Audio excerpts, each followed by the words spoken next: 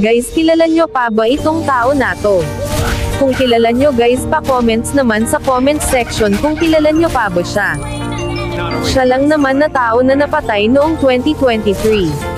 At siya lang naman na tao na kilala bilang isang content creator sa gaming at isa rin siya sa mga true user.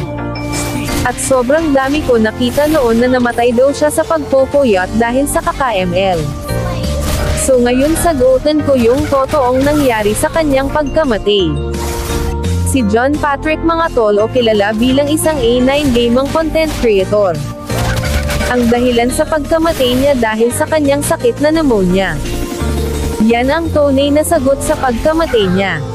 Madami parent kasi ako nakita na namatay daw siya dahil sa kaka-ML. Pero mga tol, ako lang ba yung nakakamiss sa kanya mga tol?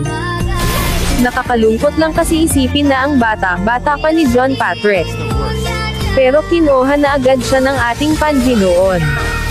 Nakakaiyak talaga mga idol, ang hirap mag-edit pag may alala mo yung mga tao na nawala na. Ang bait kasi ni A9 pero wala tayong magawa, lahat ng mga nagawa na content ni A9 alala na lang ang lahat at never na natin maibalik tong dating buhay pa siya.